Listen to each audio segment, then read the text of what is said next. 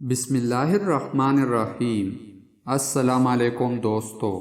حضرت عیسیٰ علیہ السلام فرماتے ہیں، میں مردے کو زندہ کرنے سے عاجز نہیں ہوا، لیکن احمق کی اصلاح سے عاجز آ گیا ہوں۔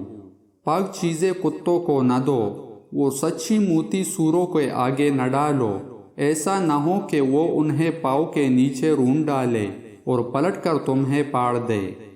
درخت اپنے پل سے پہچانا جاتا ہے، عبادت کے غرور اور تکبر سے گناہ کی شرمندگی بہتر ہے۔ تو اپنے بھائی کی آنکھ کے تنکے کو تو دیکھتا ہے، مگر اپنی آنکھوں کے شہتیر کو نہیں دیکھتا۔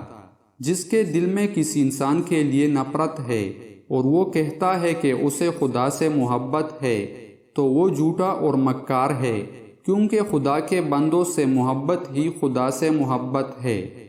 جو تم چاہتے ہو اسے صرف اسی صورت میں پا سکتے ہو جبکہ تم اس پر صبر کرو جو تم نہیں چاہتے۔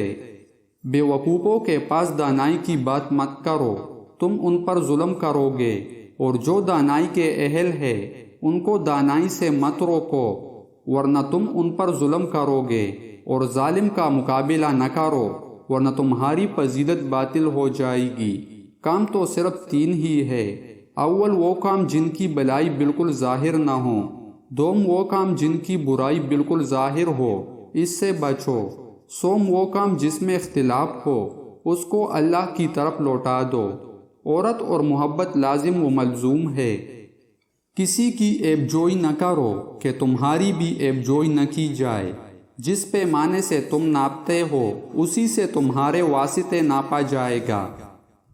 جس کسی نے بری خواہش سے کسی عورت پر نگاہ کی، وہ اپنے دل میں اس کے ساتھ زنا کر چکا۔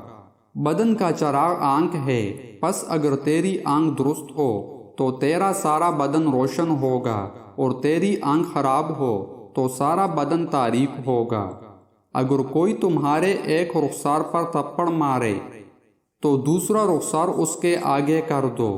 عمل صالح وہ ہے جس پر لوگوں سے کوئی امید نہ رکھی جائے۔ موت سے بڑھ کر کوئی سچی چیز نہیں، اور امید سے بڑھ کر کوئی چیز جھوٹی نہیں۔ جو کی روٹی کھانا، صاف پانی پینا اور کھلے میدان میں سو رہنا مرنے والے کے لیے بہتر ہے۔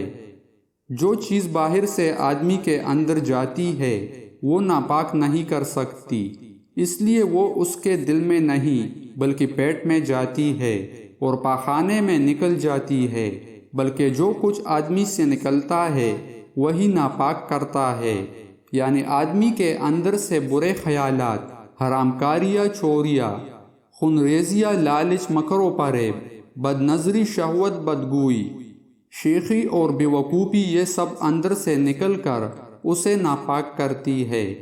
ان کا سوئی کے سوراخ سے گزرنا آسان ہے بنسبت اس کے کہ ایک دولت مند جنت میں داخل ہو جائے۔ دانا وہ ہے جو کم بولے اور زیادہ سنے۔ یا رب العالمین، جب تو مجھے دیکھے کہ میں ذکر کرنے والوں کی مجلس سے اٹھ کر غافلوں کی مجلس میں جا رہا ہوں تو میرے پاؤں توڑ دے، بلا شبہ میرے اوپر تیرا یہ انعام ہوگا۔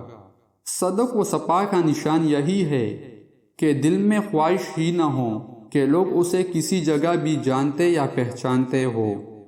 دوستو، مزید اسلامک ویڈیوز دیکھنے کے لیے ہمارے چینل کو سبسکرائب کریں۔ جزاک اللہ۔